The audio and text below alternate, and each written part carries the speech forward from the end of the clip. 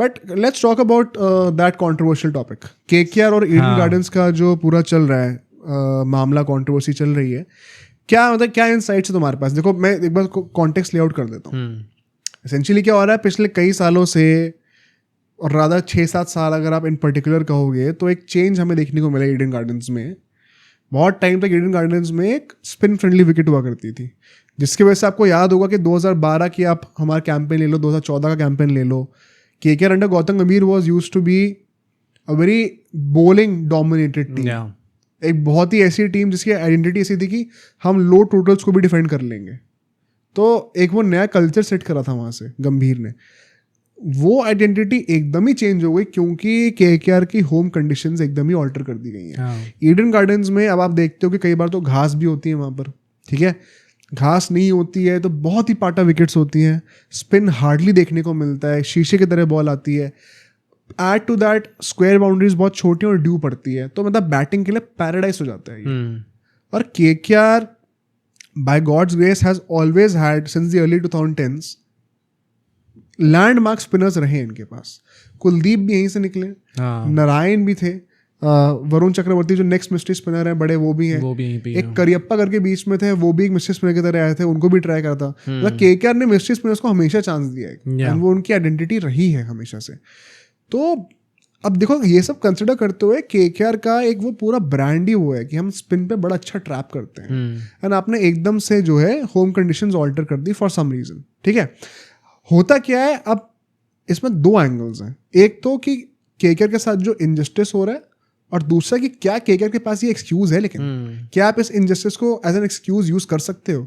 दोनों पर्सपेक्टिव्स हमें देने हैं। ठीक है, तो अब तुम शुरू करो, तुम्हें क्या बोलना है? देखो पहली बात तो ये पूरी कंट्रोवर्सी सबसे ज्यादा निकल के तब आई है, मतलब ऑब्वियसली 2023 में नीतीश राणा ने ये चीज बोली थी, बहुत फेमस कोट अब बन चुका है, every team has home advantage except KKR. तो आज भी उस चीज को लोग यूज कर रहे हैं and it is true, it is true. अब उस पर बात करते हैं। अभी रिसेंटली ये चीज निकल के तब आई थी जब आरसीबी अगेंस्ट मैच था, एंड उसके बाद रहाणे ने ऐसा बोला था कि हमें थोड़ी स्पिनिंग विकेट, मतलब वी वुड हैव लाइक्ड अगर स्पिनिंग विकेट होती हमारी वो थोड़ी। अब बात वैलिड भी लग रही है ना, आपने राजस्थान वाले मैच में देखा जहां थोड़ी स्पिन मिली तो मतलब बहुत फायदा होगा। नारायण की रिप्लेसमेंट ने भी चमका दिया कि हाँ फॉर श्योर।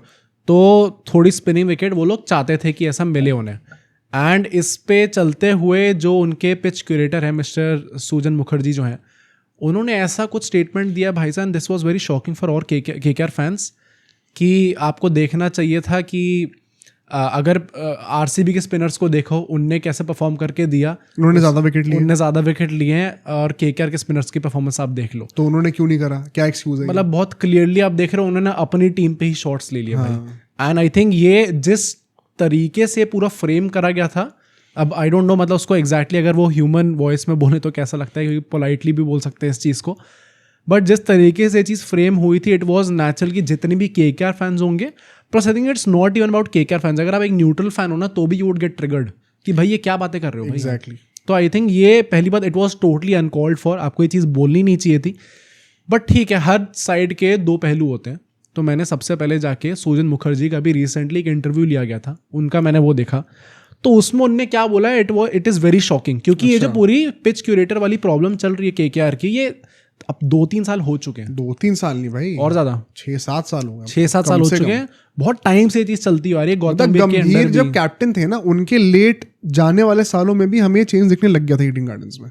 अच्छा ओके, तो काफी टाइम से चलती आ रही है। तो सुजन मुखर्जी ने इस टाइम पे ऐसा बोला है कि केकेआर की मैनेजमेंट, प्लेयर या कोई भी ऑफिशियल, किसी ने उनको अप्रोच नहीं करा इस बारे में कि आप पिच में हमें थोड़ी स्पिन फ्रेंडली विकेट्स चाहिए, ऐसा उनने बोला इस टाइम पे। ये कब का इंटरव्यू है? अभी 2-3 दिन पहले का, आफ्टर द आरसीबी मैच, उसके बाद ही चीज हुई है, क्योंकि इस पूरे इंटरव्यू में उनसे बात बोली गई है कि पर रहाणे तो ऐसा कह रहे हैं, तो उनने पहली बार तो काफी बार तक डिनाई करा कि रहाणे ने ऐसा कुछ नहीं बोला है। तो फिर मैम कैसे इनकी बात को? हाँ, पर उनने इस टाइम पे ऐसा बोला, फिर उन्होंने कहा जब मुझे कुछ भी गाइडलाइन नहीं दी गई कि कैसी पिच आप लोग चाहते हो, तो मैंने बीसीसीआई की गाइडलाइंस के अकॉर्डिंग एक पिच बना दी। तो उसमें उन्होंने कहा अपना काम उन्होंने कर दिया। अब उन्होंने ऐसा भी बोला है कि केकेआर जो है 15 दिन तक यहाँ पे प्रैक्टिस कर रही थी, रहाणे इतने टाइम से पूरी पिच देख रहे थे, पूरी मैनेजमेंट लगातार पिच को मॉनिटर कर रही थी, उसके बाद भी उनसे कुछ नहीं बोला गया कि हमें ऐसे टाइप के विकेट चाहिए स्पेसिफिकली।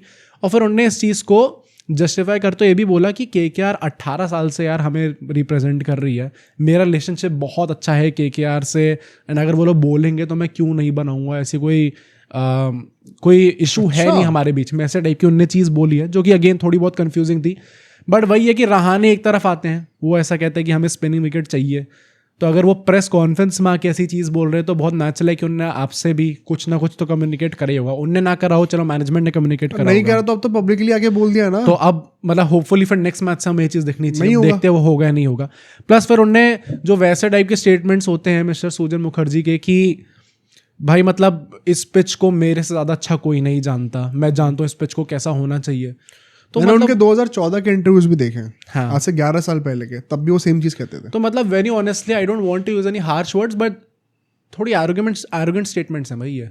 मतलब आपसे ज़्यादा इस पिच को कोई नहीं जानता। अरे भाई वो स्टेडियम फीस दे रहे हैं वो लोग, वो इस पूरे 18 साल से एक फ्रेंचाइजी है जो कि आपकी पूरी सिटी को रिप्रेजेंट कर रही है, आपकी स्टेट को रिप्रेजेंट कर रही है, वो स्टेडियम फीस हर साल आके देते हैं, वो आपसे कुछ कह रही कि आपको ऐसे टाइप के पिच चाहिए, पर नहीं मेरे से अच्छा कोई नहीं जानता। अरे भाई वो चाहिए टाइप की विकेट रहे, उनने पूरा अपना ऑक्शन इस टाइप का बना रखा है, उनके पास प्लेयर्स वैसे हैं, आपसे अच्छा चलो नहीं जानता होगा कोई क्योंकि आप इतना टाइम से इस जॉब में हो, बट उनकी टीम्स की स्ट्रेंथ के हिसाब से आपकी पिच बननी चाहिए ना। तो इसमें ये तो आपका आ ही नहीं सकता, स्टेटमेंट ही नहीं आ सकती कि भाई मुझसे ज़्यादा अच्छा कोई नहीं जानता, उस पर बात ही नहीं आई है। मैंने ना क्रिक बस पे एक वो बड़ी क्लिप बहुत पॉपुलर हो रही है हर्षा भोगले एंड साइमन डोल की, वो देखी थी एंड उसमें बड़े वैलिड पॉइंट्स थे, तो मैं उनको भी क्रेडिट देना चाहता हूँ ना, जो मैं बात डिसएग्री करता हूँ उसको भी बताऊंगा मैं यहाँ पे। हर्षा भोगले पहली बात तो कहते हैं कि भाई स्टेडियम फीस जा रही है पूरे सीजन की जाती है, तो जो लोग आपको इस स्टेडियम में खरीद के आपको जो दे रहे हैं पैसे, बेसिकली स्टेडियम फीस दे रहे हो अगर आप, तो उतने टाइम के लिए स्टेडियम आपका वर्चुअली आप ही का है, या तो आपके घर में पैसे वहीं से आ रहे हैं, ठीक है ना। ये तो वही बात हो गई कि आप जिस कंपनी में काम कर रहे हो, बॉस आपसे कह रहे हैं कि आपको ये टास्क करना है, कह दो कि मैं नहीं कर रहा भाई, कोई नहीं बता सकता मुझे कैसे करना है, तो भाई बॉस बोलेगा तो मेरी कंपनी से निकलो फिर। तो अब यहाँ पे अगर स्टेडियम फीस केकेआर दे रही है, तो आप कौन होते हो मना करने वाले कि केकेआर जो चाह रही है मैं वो करके नहीं दूंगा। और जो तुम ये इंटरव्यू बता रहे हो, ये मुझे थोड़ी सी यहाँ पे डबल स्टैंडर्ड जो हिपोक्रेसी लगती है, विद ऑल ड्यू रिस्पेक्ट, मैं उनको पर्सनली नहीं जानता हूँ, बट अगर आप पब्लिकली ऐसे डेरोगेटरी रिमार्क्स देते हो अगर केकेआर के ऊपर कि उन्होंने क्या कर लिया, आरसीबी ने तो ये कर दिया, भाई वो आपकी टीम है, अब उन्हीं को बैंड बजाए जा रहे हो भाई, और वो भी उनके आर्च राइवल से, और फिर कह रहे हो कि मेरे से तो कोई बात हुई नहीं होगी तो मैं क्यों नहीं करूंगा। तो यहाँ पे तो मुझे बहुत ही हिपोक्रेसी दिख रही है पर्सनली, मुझे तो ये बात एकदम वैलिड नहीं लग रही है। क्लियरली अगर केकेआर कई सालों से चीज़ बोल रही है तो मतलब कम्युनिकेशन तो हुआ है, क्योंकि केकेआर को कोई फायदा नहीं मिलने वाला ये चीज़ नाटक करके सामने से कि हमें होम एडवांटेज नहीं मिलती है, और मैं पीछे बात भी नहीं करूंगा। इस शोबाजी से केकेआर का क्या फायदा है, मेरे को ये समझ में नहीं आ रहा। What has KKR to gain, what KKR has to gain from this. Second बात ये कि अगर हम लोग बात करें कि पिच को कितना चेंज करना चाहिए, तो हर्षा भोगले ने भी चीज़ कही थी कि कोई नहीं कह रहा रैंक टर्नर बना दो, कोई नहीं कह रहा कि 120 110 वाले स्कोर्स की पिच बनाओ, बस ये कहा जा रहा है थोड़ा सा स्पाइस ऐड कर दो, थोड़ा सा असिस्टेंस ऐड कर दो स्पिनर्स के लिए। तो ऐसा भी नहीं है कि पिच का पूरा नेचर ही आप very essence of it change करने वाले हो, कोई बहुत बड़ी डिमांड नहीं करी गई है आपसे, बहुत बेसिक चीज़ है। थर्डली अब ये बात आती है कि ये बहुत बड़ी रियलिटी है कि आज की डेट में एज न्यूट्रल जो तुमने कहा था, अगर हर टीम के पास अपने होम ग्राउंड पे एक अपना होम एडवांटेज नहीं होगा ना, तो ये आईपीएल का ओवरऑल स्टैंडर्ड भी नीचे लेकर जा रहा है, क्योंकि आप अलग वेन्यूज में अलग अलग स्किल पे टेस्ट होते हो और फिर बेस्ट टीम निकल के आती है, तो ज़्यादा मज़ा आता है देखने में। तो वो भी चीज़ एक बहुत बड़ा इशू है, वो भी आप आईपीएल के ऑब्जेक्टिव को किल ही कर रहे हो एक तरीके से वहाँ पे थोड़ी हद तक। थर्डली फिर जो था कि भाई अगर स्टेडियम फीस दे रहे हो और वो नहीं मान रहे हैं, तो फिर बोलो साफ साफ कि भाई हम हट जाएंगे यहाँ से। साइमन डोल ने बात बोली थी, तो उस पर मिस्टर बोरिया मजुमदार ने ये चीज़ कही है कि भाई वही है कि classic case of a foreigner not knowing the ground reality, कि कोलकाता और ईडन गार्डन्स जो टेबल पे वैल्यू लेके आते हैं वो केकेआर को पता है, तो वो छोड़ेंगे नहीं कभी। Now I get where he is coming from. मुझे लगता है कि ये ना एक KKR being dependent on Kolkata and Eden Gardens वाला रिलेशनशिप नहीं है, ये दोनों म्यूचुअली डिपेंडेंट, ठीक है ना।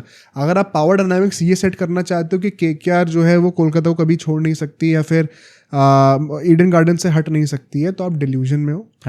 एट द सेम टाइम अगर आपको लगता है कि केकेआर बड़े आराम से पैसे दे रही है तो डिमांड कर सकती है, और नहीं करे तो जा सकती है, तो भी आप डिल्यूजनल हो। ये दोनों को एक दूसरे की ज़रूरत है। एक टाइम आया था 2009 में जब कोलकाता नाइट राइडर्स में से कोलकाता का नाम ही हटा दिया गया था और जो बैकलैश होता है वो सबको याद है उस टाइम पे, ठीक है। तो ऐसा तो हो नहीं सकता कि यहाँ पे एक बंदे को थोड़ी सिक्योरिटी मिल रखी है, एक म्यूचुअली बेनिफिशियल रिलेशनशिप है ये, और उसमें क्या होगा कि नेचुरली अगर केके कुछ डिमांड कर रही है तो वो इसीलिए कर रही है ताकि केके अल्टीमेटली जीतेगी तो ट्रॉफी वहीं पर आएगी। उसमें अगर आपका जो पिच क्यूरेटर है वो इस बात को अडियर नहीं कर रहा तो ultimately ruining your own chances, आपको प्राइज मनी भी नहीं मिलेगा फिर।